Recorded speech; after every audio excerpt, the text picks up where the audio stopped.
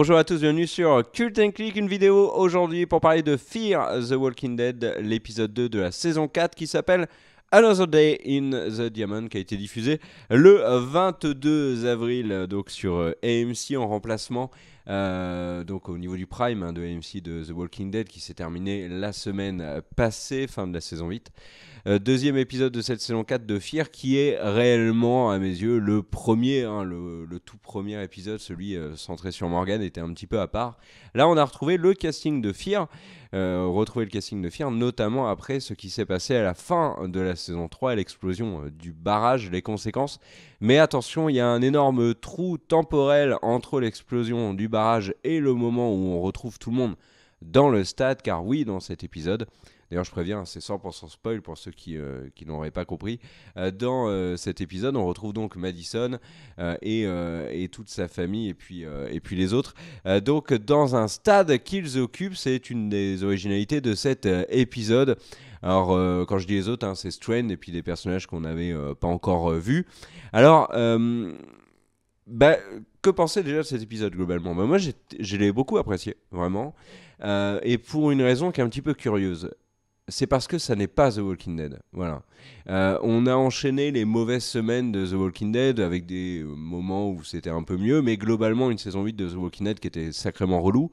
Et là, on nous propose autre chose, de nouveaux personnages, de nouvelles problématiques, de nouveaux lieux.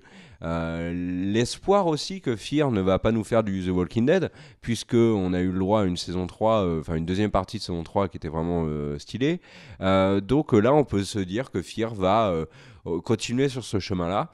Et pour autant, on a vraiment ce sentiment que c'est un nouveau départ, très clairement, avec l'arrivée de nouveaux personnages, Morgan, John Dorie et puis Hale. On retrouve les habitués, mais dans un tout nouveau lieu, avec une nouvelle communauté. Alors c'est une communauté qui est restreinte, on le voit bien dans l'épisode. Une nouvelle problématique, l'arrivée donc d'un nouveau groupe qui s'appelle apparemment les Vautours. Alors moi j'ai entendu les Vaudous. J'ai vu sur Twitter des personnes l'appeler totalement différemment. Un jour, il y a quelqu'un qui va dire le groupe des casseroles qui est arrivé dans Fear. Le plus logique, c'est les vautours, notamment sur leurs pratiques. L'arrivée de cette nouvelle communauté, donc c'est des nouveaux ennemis. C'est intéressant et ça nous augure de plutôt bonnes choses dans la saison. Alors revenons un peu plus au détail sur l'épisode. S'il y a des petits trucs qui m'ont marqué, je vais vous le dire un peu dans cette analyse critique. Alors déjà, premier point, nouveau générique. Alors, générique très court pour Fear. L'ancien me manque déjà beaucoup. Moi j'aimais énormément le court générique de Fear the Walking Dead des 3 premières saisons. Celui-là est un peu trop peaceful, il me fait penser à Preacher plus qu'à Fear. On retrouve donc Madison, etc. dans le stade. Alors chacun a des traumatismes et puis fait des références à ce qui s'est passé précédemment. Alors il y a et celle où c'est très intéressant, c'est qu'il y a des références à ce que l'on ne sait pas. Alors par exemple à un moment donné Strand parle de ce qu'il a fait à Madison. J'ai beau chercher, alors dans les commentaires vous pourrez me dire si j'ai oublié, mais j'ai pas le souvenir que Strand ait fait quelque chose de particulièrement terrible à Madison. En tout cas à la fin de la saison ils ont l'air plutôt cool.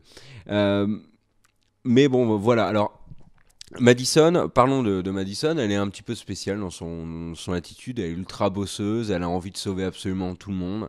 Donc il y a, j'ai un peu perdu le fil de ce que je disais, mais en gros, on sent qu'il y a des conséquences sur les personnages de ce que l'on ne sait pas encore, ce qui s'est passé entre l'explosion du barrage et donc cette arrivée au stade, et puis ce qu'ils ont vécu au stade déjà depuis, puisque ça fait 1 an qu'ils y sont, et aussi bien évidemment des conséquences par rapport au barrage même. On le voit sur Nick, Nick est particulièrement traumatisé par l'explosion même du barrage, qui fait qu'il n'arrive pas à sortir du stade, du moins c'est ce qu'on comprend. Madison est un petit peu curieuse aussi. Il n'y a que Alicia qui a l'air plutôt d'aller bien. Et puis il y a encore des zones particulièrement mystérieuses. Que fait Luciana ici? Comment est-ce que Nick a retrouvé la femme qu'il aime? Comment est-ce que Strand et Madison se sont retrouvés? Dans quel état était Nick après l'explosion? Où est-ce qu'Alicia était également? Enfin, il y a encore plein de mystères.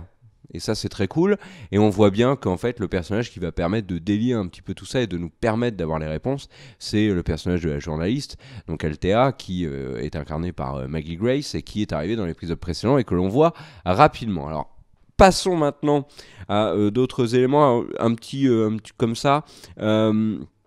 Que j'ai pu noter. Alors, ils développent une relation, enfin, on voit qu'ils vont développer une relation entre Victor et Cole. Cole, qui est un nouveau personnage également dans la série. Il y a des idées encore un petit peu partout dans Fear. C'est des toutes petites idées, mais elles apportent de la fraîcheur parce que ces idées-là, bon, j'ai déjà dit dans la vidéo de la semaine dernière, mais ces idées-là, on les appuie dans The Walking Dead. Et là, par exemple, l'idée toute bête, mais que j'ai trouvé très sympa, c'est le lanceur de balles de baseball, pétard, qui attire en fait dans un coin les zombies pour permettre donc aux véhicules de sortir tranquillement du stade. C'est une idée anecdotique, mais ma foi fort sympathique. Et puis aussi, bien évidemment, l'arrivée des vautours, mais ça j'en parlerai après. Avant de parler de l'arrivée des vautours, il faut parler de l'arrivée d'un autre personnage très important, le personnage incarné par Jenna Elfman, donc actrice de sitcom des années 90-2000, Jenna Elfman qui joue le personnage de Naomi qu'on retrouve donc dans le village de la petite fille et qui nous permet donc d'avoir une scène plutôt réussie dans les silos avec une Madison qui est complètement what the fuck dans cette scène puisqu'elle saute carrément dans un silo infecté de zombies pour aller aider une personne qu'elle ne connaît pas. Le geste est merveilleux, mais dans les faits, c'est complètement stupide puisque ils avaient une chance énorme d'y passer tous les deux. Bon, bien évidemment, c'est l'héroïne de la série, elle pouvait se permettre ça, elle savait très bien qu'elle n'allait pas mourir dans l'épisode 2, mais tout de même. Passons maintenant aux vautours, nouvelle communauté qui avait donc un infiltré dans le stade, donc la petite fille, et qui a une méthode bien à elle de chasser, puisqu'elle se positionne face à une communauté, et puis elle la bloque. Donc une sorte de siège. À mon avis, elle empêche bien évidemment les ravitaillements, les visites, etc. Et elle attend qu'une communauté qui est déjà gangrénée, comme l'explique le big boss de cette communauté, dont j'ai oublié le prénom, on s'en fout. On a toute la saison pour l'apprendre, ce prénom. Ils se mettent devant une communauté qui est pas en forme. Alors, en l'occurrence, là, ce sont les cultures de Nick qui ne sont pas bonnes. Donc, on peut estimer que la tribu de Madison va y passer, mourir de faim. Et les vautours se mettent donc autour de cette communauté-là, pour ensuite aller les dépouiller quand ils sont morts, récupérer tout ce qu'il y a à récupérer. Ils se déplacent donc, comme vous l'avez vu, en bus, en van, en camionnette, etc. En camion aussi. Ils ont une méthode aussi bien à eux d'attirer les zombies, de les enfermer et de les compter avec des espèces de bâches, du moins des bâches blanches, du moins c'est ce que j'ai compris moi. Donc voilà, c'est une communauté qui moi m'intéresse plutôt pas mal.